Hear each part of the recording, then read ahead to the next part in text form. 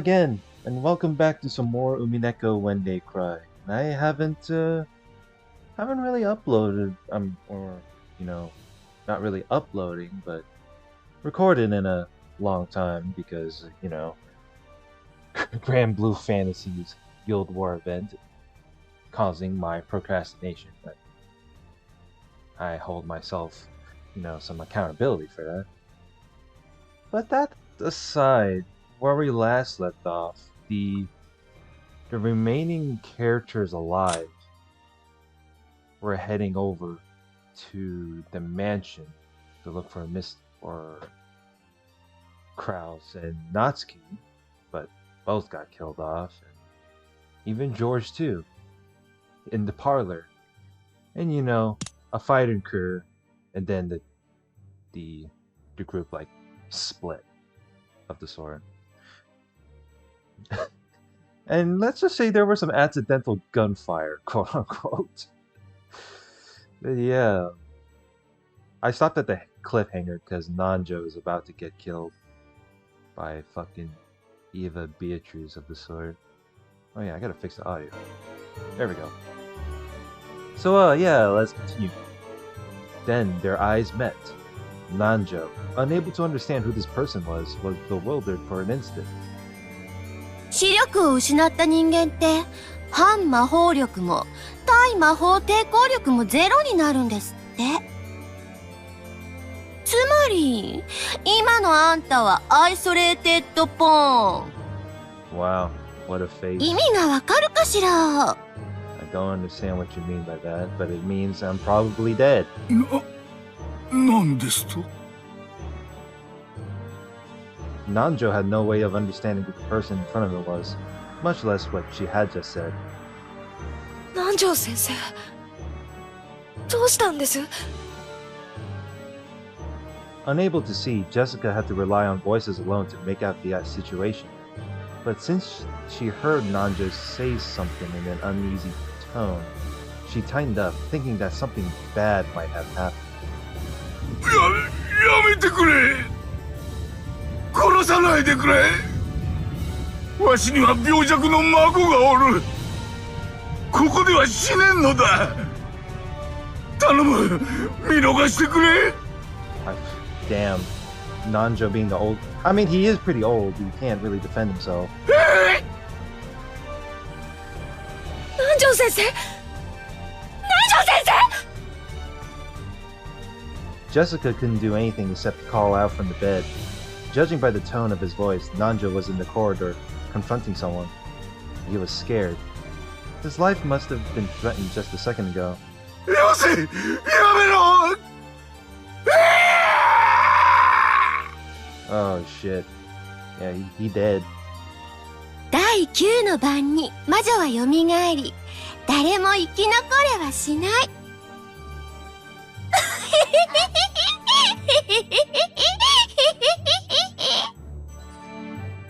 Oh god. The witch pointed the end of her gold staff at Nanjo. Even though he didn't know what she was planning to do, Nanjo assumed that she must be trying to take his life. 南條先生! 南條先生! そこに誰がいるんだよ! 返事をしろよ! Nope, apparently you're alone and in danger. やめてくれ!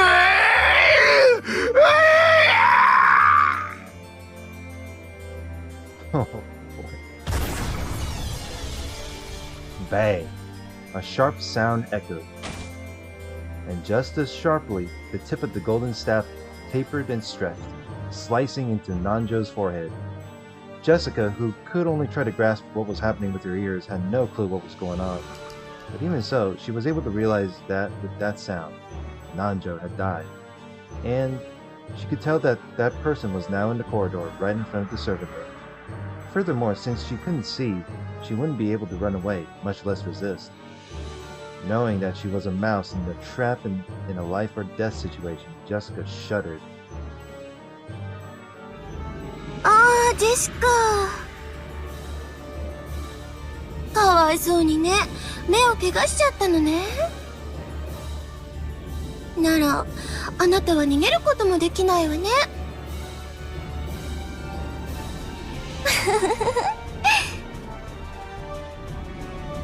今から南條の死体でたっぷり遊ぶわ。Oh boy. それに飽きたら次はあなたを殺してたっぷり遊んであげる。 Yeah, go do that. I'll just sit there and suffer being blind. いいえ、せっかく目が見えないんだもの。殺してたらだけじゃない。殺す前にもたっぷり遊んであげるわね。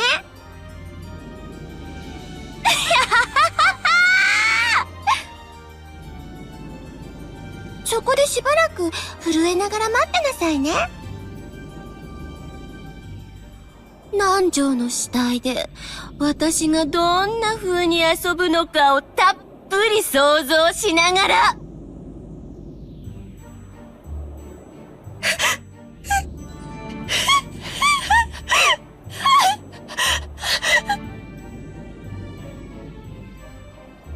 Jessica was struck with fear and let out a frail scream.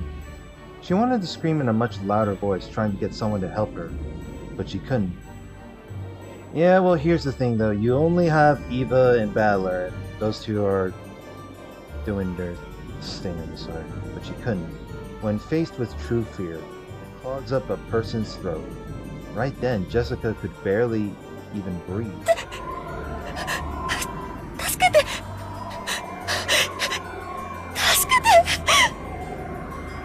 Right, not only she's blind, she also has bronchitis too.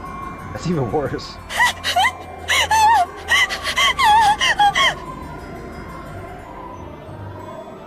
She searched around with her hands, trying to find some way to escape.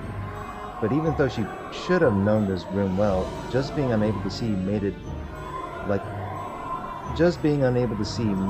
a closed room of darkness. She ran into a shelf or something, and things like candy jars and bottles fell down, hitting her on the head. As she was now, it would have been tough for her to even guard her head to block it. She was painfully aware of how powerless humans become just by losing their sense of sight. Of course, she had no time to be impressed by this fact. She crawled around at random, trying to escape from that place, but she kept bumping into things that she didn't understand, getting hit by various falling objects. And it felt like the entire room was alive, bullying her and refusing to let her escape. Then, a footstep could be heard from that presence in the hallway. Then, a voice. She probably poked her head into the room, since Jessica had been so loud. 賑やかね。レディーならおとなしくベッドに座って待っていなさい。令嬢にふさわしい素敵な真っ赤な死に装束を与えてやるんだから。あなたを見つけた人が失神してしまいそうになるくらいのね。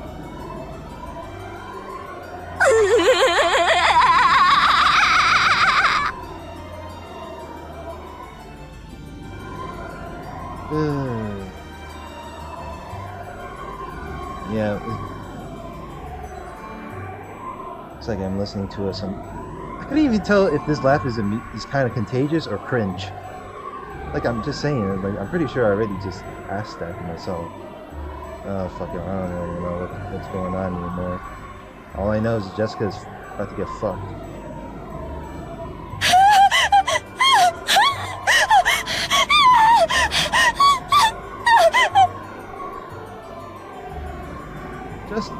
Until just a second ago, she had sworn that she killed the culprit if she found them. However, she was now very powerless. She couldn't do anything except let out a scream, crawling around on the floor and bumping her head into the bed and the legs of desks.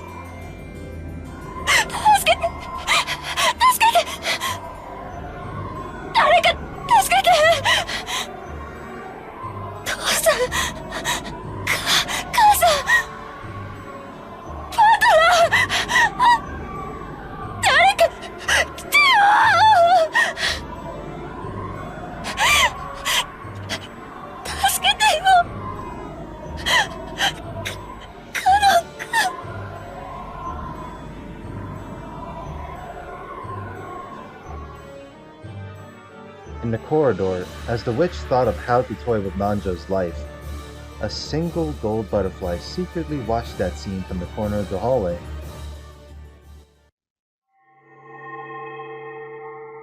It was Beato, who had barely escaped with her life once before.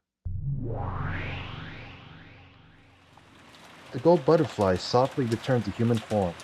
It was faint and transparent like a lace curtain. By now, her power was so weak that even maintaining this form was difficult for her. Right next to her, Ronolve also appeared. ジェシカも生き残れはしないでしょう。もとより誰も生き残れはしませんが。You're making it sound like you're helping Beato. I mean, then again, the way you were assisting Eva Beatrice, you seem very uncomfortable with serving Eva. あやつはカノンに恋心を寄せておった。わらわはそれをもてあそんだこともある。At least you admitted it. しかしそれは魔女として恥ずべきことであった。愛とは異なる元素。恋心はそれ以上に純粋で尊いものでございます。 Romantic love is even more pure, more sacred. なぜかお嬢様はとてもそれを嫌われますが。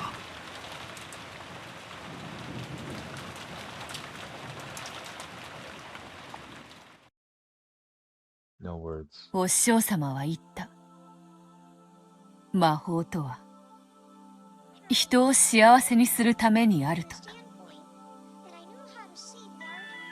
わらわもかつてはそれを知っていたはずだった。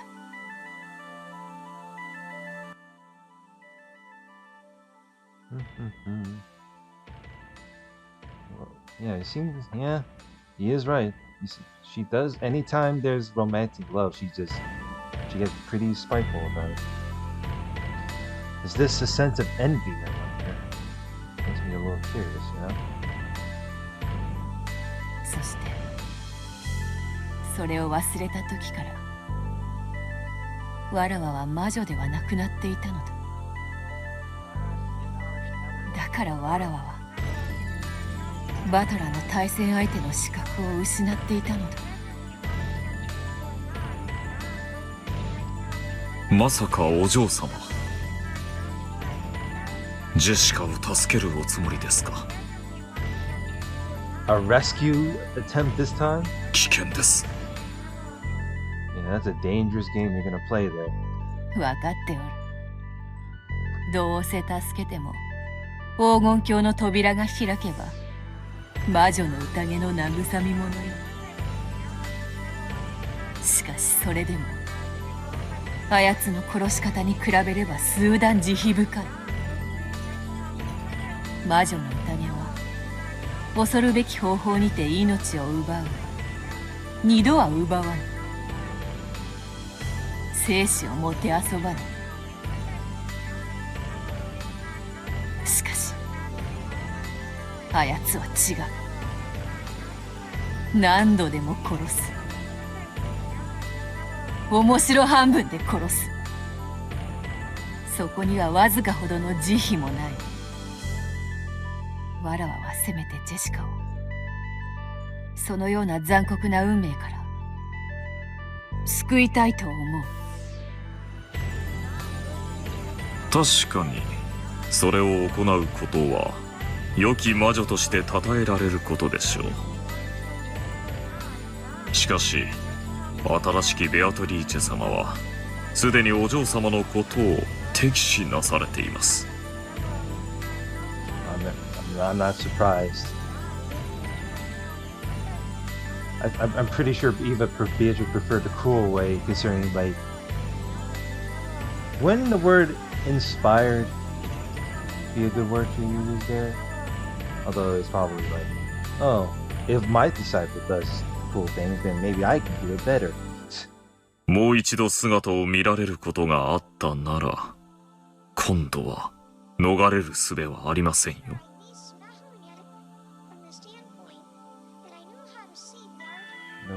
ジョージをシャノンに会わせた時、わらわはようやく魔女とはどういうものなのか、そして魔法とはどういうものなのかを理解したのだ。わらわは魔女だ。魔女であらねばならぬ。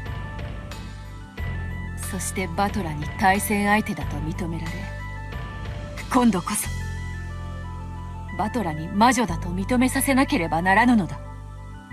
It's not about accepting her existence, but accepting her as a witch it is. そのための道は長く険しいかもしれない。しかし今ここでその一歩を踏み出さねば、わらわは魔女を名乗れぬのだ。お気持ちはわかりますが、どうやってお救いになるつもりです？今のお嬢様の身に使える魔法は多くありません。シャノンを蘇らせる時ですら、ジョージの力を借りたではありませんか。Yeah, I thought you got the power from George, or, borrow it. だからこそジェシカだけは救えるかもしれぬのだ。今あやつはカノンに助けを求めている。その思いの力を借りれば、わらわの魔力にてもう一度冥府の扉を叩けるかもしれない。叩けはするでしょう。しかし魔力を使い切ります。新しきベアトリーチェ様にもし見つかったら、本当に逃れる術はありませんよ。私はすでにお嬢様の執事ではありません。いざという時、お助けすることはできませんので、ご了承。承知しておるわ。Well, no shit. わらわはこれまで数えることもできぬほどの命をもてあそび奪ってきた。ならばその罪は同じ数だけの命を救うことでしかあがなえぬのかもしれぬ。Bringing them through that door. もとよりわらわに失うものなどないわ。名も魔力も引き継ぎ、今や魔女とも認められぬただの黄金の蝶よ。バトラ様はどうなさるのですか？ゲームの途中です。彼はお嬢様がお戻りになるまで待つとおっしゃいました。ここで果てるようなことがあっても良いのですか？お嬢様にはバトラ様の向かいの席に戻る義務があるのですよ。だからこそだ。わらわにしか救えぬ命があるならば、わらわはそれを救う。そして魔女と認められるぞ。わらわは魔女にならねばならぬのだ。これが試練であるならば、これまでの悪行に見合わぬ幼稚なものよ。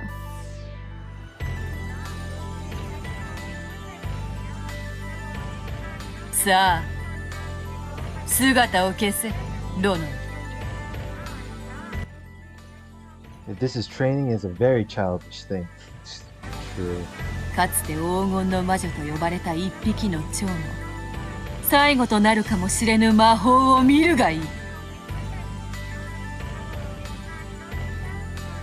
かしこまりました。黄金の魔女の名に恥じぬ魔法、拝見させてもらいます。願わくばそれが最後の魔法とならぬこと。行け、我が友よ。もしインクが足りるなら、我が愚かなる生涯を記して同じ道を歩もうとする愚か者に手渡せ。 Down the same path. さらばだ、殿。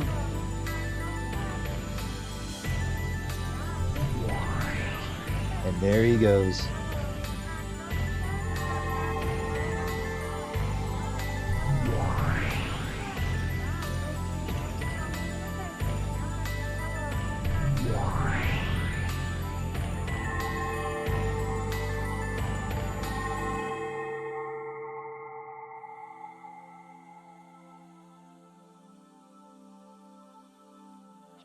Here he goes. カノ君、どこにいるの？どこにいるの？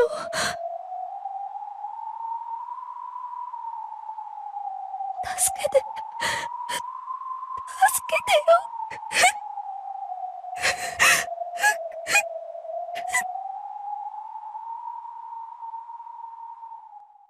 お嬢様、僕はいつだってお嬢様のすぐそばに控えております。 Oh shit. カノ君、Canon. カノ君。 And there goes Beatrice going along her life or death situation. It seemed to Jessica as though she'd heard Canon's voice just then. She looked around with unseeing eyes, but of course she saw nothing. On the contrary, that action caused her head to hit the desk again. カノ君、カノ君、助けて、助けて。はい、お嬢様、僕がお助けします。カノ君、生きてたの？ Yeah, let's just say Canon was a little too busy. This time she thought she heard his voice clearly. Jessica jumped up in surprise, banging her head against the desk once again. お嬢様、どうか心を落ち着けてお聞きください。残念ながら僕は生きてはいません。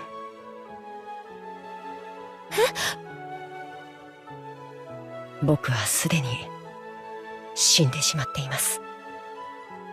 ですが、あの魔女がお嬢様の危機を僕に知らせに来ました。そしてわずかの間だけお嬢様に手助けできる時間をくれました。どうか心をもっと落ち着けて。 But how can we save her? She's already cornered in a room. そうすればお嬢様にも僕の姿が見えるようになります。 Jessica obeyed those words. She chased all idle thoughts from her head and relaxed her breathing. Of course, her heart felt like it was going to explode after hearing the voice of the one she liked and had thought was dead. She resisted the excitement with all her strength.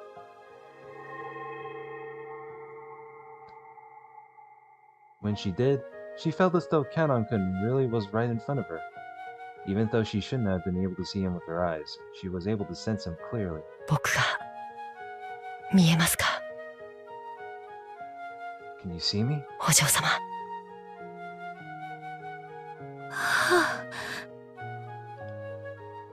見えるぜ。確かにカノン君が見えるよ。I can definitely see you.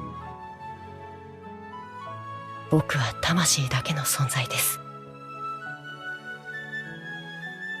だからお嬢様に触れることはできません。こうして言葉をかけることしかできない。それだけしかできないか弱い存在ですが、それでもお嬢様の力になれるはずです。言葉だけなの。カノン君に触ることはできないの？僕は今ろうそくの煙よりも儚い存在です。聖者であるお嬢様に触れられればたちまち書き消えてしまうほどに。だからどうか触れようとしないでください。僕もお嬢様に触れたい気持ちを抑えているのですから。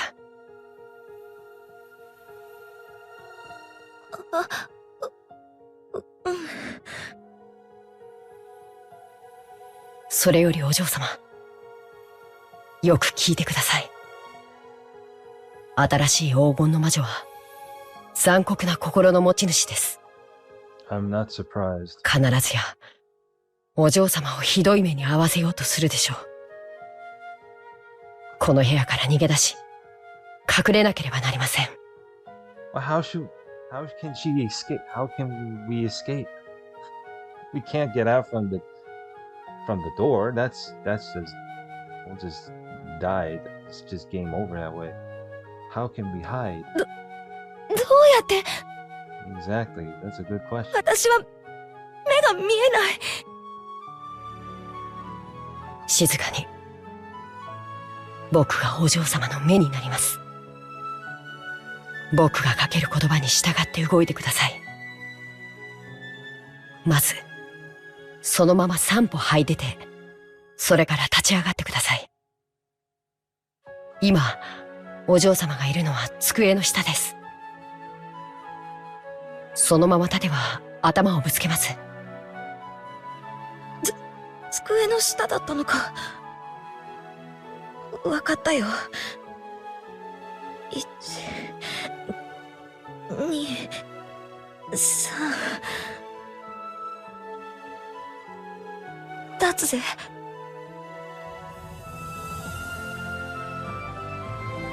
お上手です。次は時計で言う9時の方向を向いてください。はい、お上手です。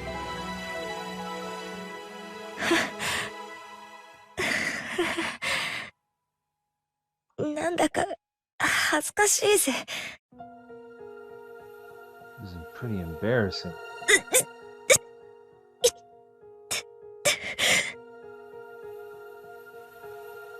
大丈夫ですか？傷が痛みますか？いや、平気だぜ。次は。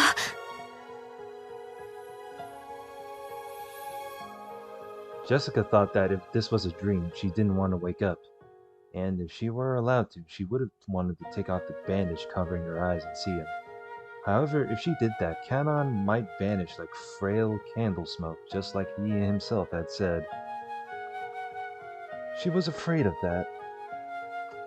So she satisfied herself with just listening to his words once more.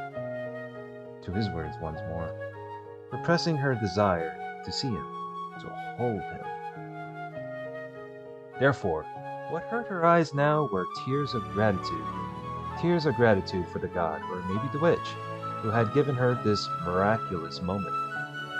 大丈夫なの？こんなに喋って、あいつに気づかれない？ I'm sure Eva Beatrice is too distracted and toying with a dead body at the moment. 声を聞かれない？隠密の結界を張っています。Secrecy barrier? 大きな音や声を出さなければ誰も気づきません。だから誰も僕の気配には気づけない。Oh shit. なんだかわからないけど、とにかく静かにしてれば大丈夫ってことなんだな。次はどうするんだ？そのままゆっくり10歩ほどを歩いてください。ソファーに触ります。The sofa. それに沿って進んでください。ゆっくりと落ち着いて、僕の言葉を信じて。ああ。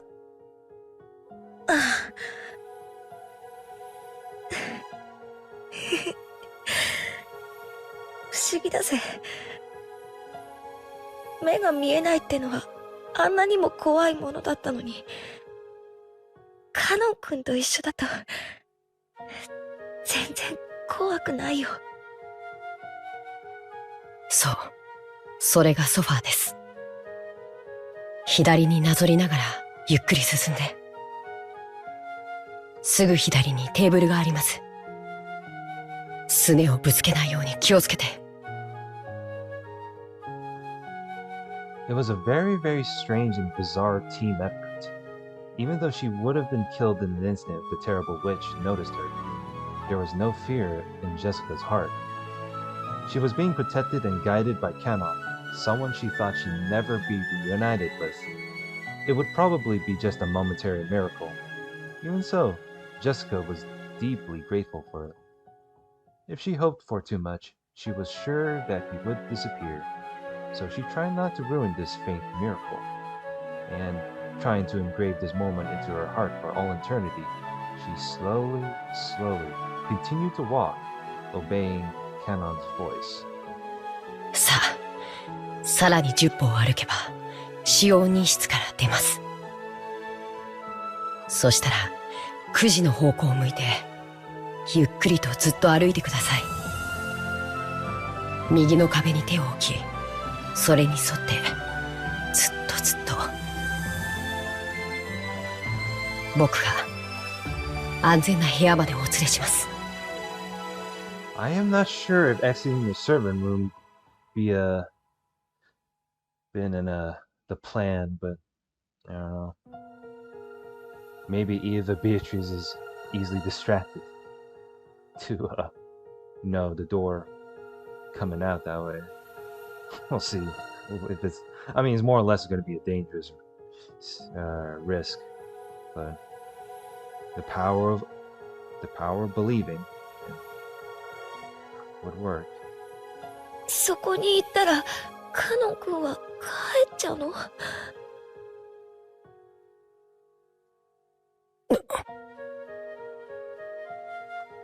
？Canon didn't answer, but his lack of an answer was enough to tell her the truth. なら、やだ。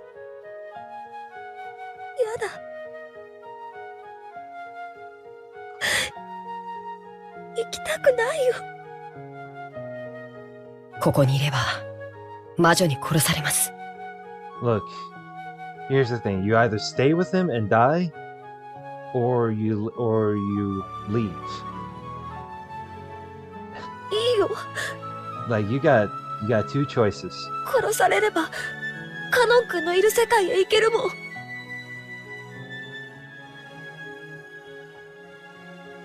お嬢様、どうか聞き分けてください。死者である僕には、人の世は眩しくて辛すぎる。Not to mention, the human world is a harsh reality. だから長くはとどまれません。だからお嬢様、僕に許された時間で、お嬢様を安全な場所まで導くことを、どうか許してください。そしたら、時間が尽きるまで、ずっとお嬢様と一緒にいますから。Ain't that cute? それが、カノン君にできる精一杯なの？はい。その代わり、1秒でも長く、お嬢様のそばにいるようにします。ずっとお嬢様といて、お話をします。どんなお話？どんなお話がいいですか？カノン君が聞かせてくれるなら、どんな話でもいいよ。では、勇気のない臆病な使用人の少年の話を。太陽のように眩しいお嬢様に恋心を抱き、同じ気持ちを打ち明けられながらも、Even when the lady confessed with those same feelings to him, 臆病さに負け、ついに生あるうちに自分に素直になれなかった愚かで哀れな少年の話を。 it's like you're describing the story about yourself. Ah. Just like the second episode when Kanon was trying to lack the courage to, fight the emotionless self. なら、私もしたいよ。大好きな男の子にね。もっともっと大好きだよって。勇気を振り絞れなかった臆病な女の子の話を。そして、その男の子に再会できる奇跡を神様がくださって、その勇気を振り絞る機会をもう一度与えてもらった女の子が、勇気を振り絞る話を。Use that chance to finally muster up her courage. 僕もその話を聞きたいです。だからそのためにも行きましょう。安全な場所まで。 Excuse me. Alright, let's get out of here. Get out of this hellish nightmare. カノン君と一緒なら、いつまでだって、どこまでだって歩くよ。However long it took. もう目なんていらない。カノン君が踏み出せと言うなら、崖の先へだって一歩を踏み出すよ。Wow, no balls. You'd be willing to risk that life. ありがとう。さあ、お嬢様。参りますよ。最初の10歩。嫌だ。ジェシカって呼んでくれなきゃ。やだ。Just that condition, huh? わかりました。 Wow. では、ジェシカ。最初の10歩を踏み出して。カノン君。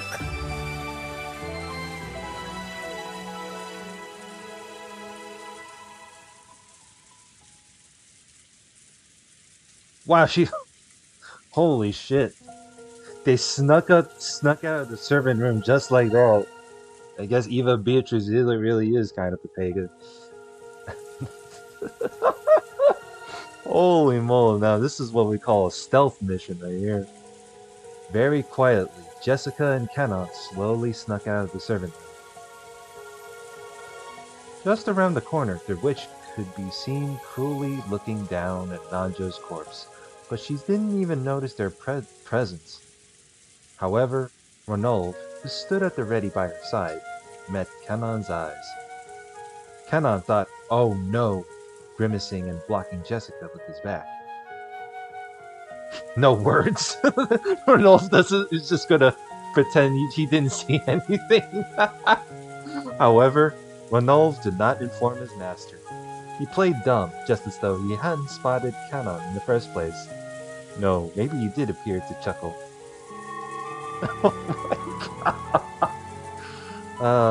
From a finger on Ronald's hands, which were joined behind his back, a single small gold butterfly appeared, flying in front of Kanon as though guiding him. It went unnoticed by the master he served.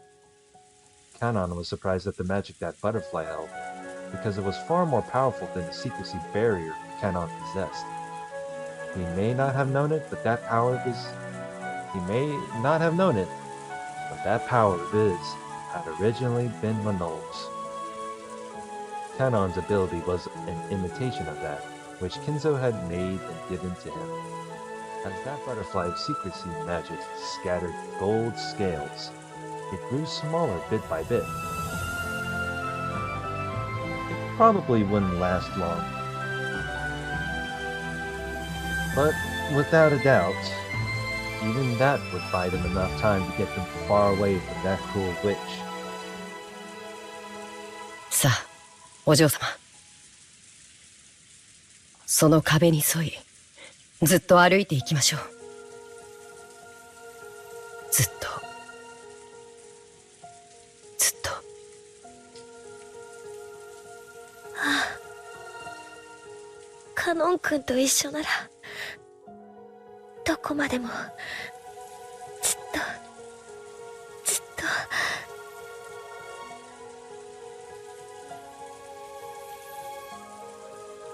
Led and protected by the small gold butterfly, the pair, separated by the wall of life and death, slowly walked away towards the end of the corridor. There was no way that the evil witch could have had magic to notice their flight. Until they disappeared at the other end of the corridor, the witch didn't realize that Jessica had vanished.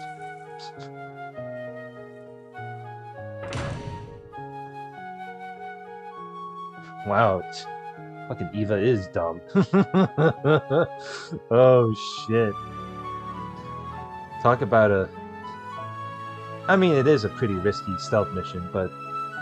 You know, Ronald didn't, be a complete rat. You know, just played along and played dumb. By the time the gold butterfly Ronald had sent evaporated completely, Jessica had reached the parlor. Even though it would have been a quick trip if she'd been able to see, as she was now, it had been a very long adventure. さあ、お嬢様。客間にたどり着きました。Alright, we're at the parlor. Now what? これからお嬢様を窓際のカーテンの束のところまでお連れします。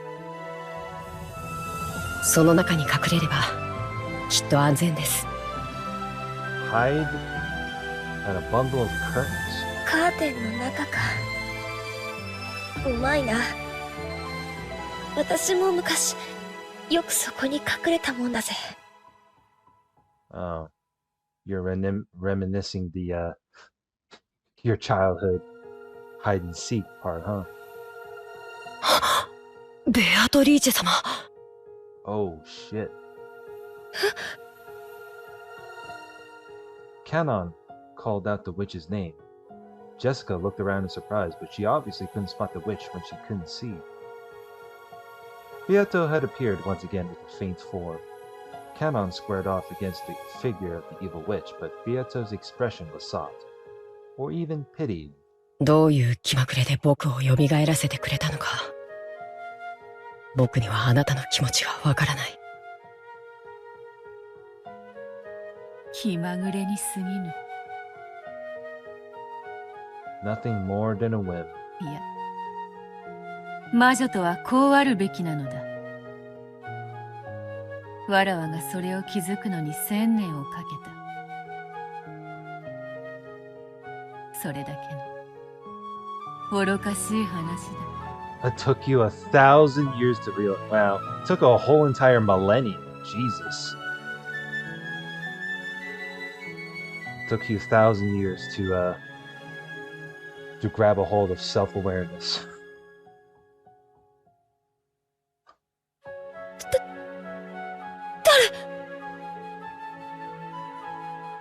がいるの？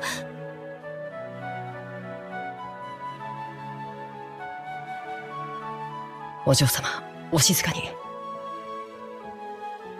彼女は魔女、ベアトリーチェ。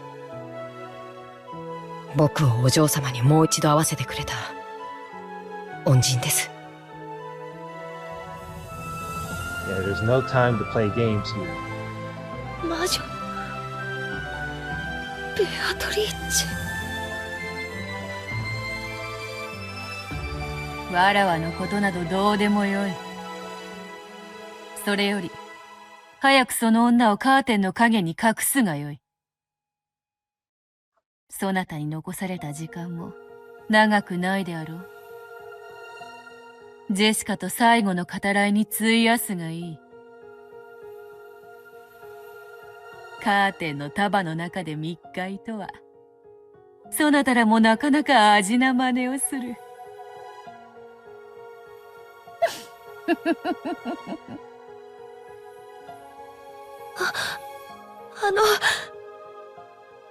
ありがとう、ベアトリーチェ。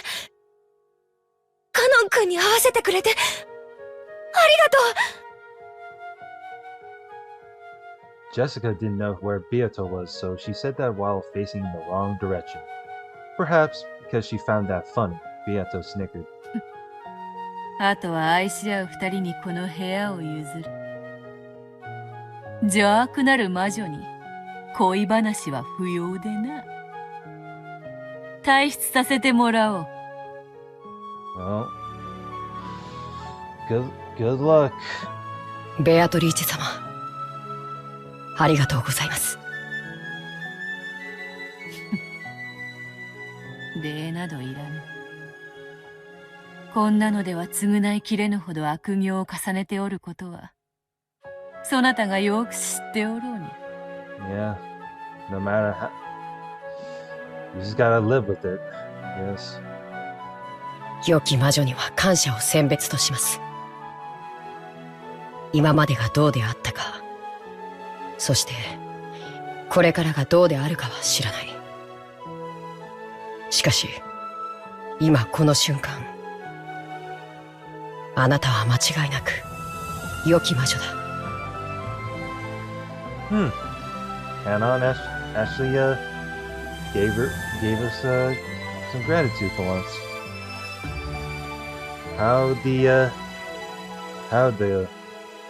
How parts of character had changed. Who knows what happens in the fourth episode.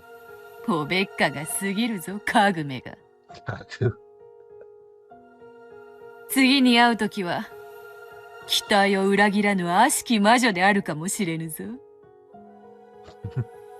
Imagine, we're just gonna go back to square one. それでは、さらばだ。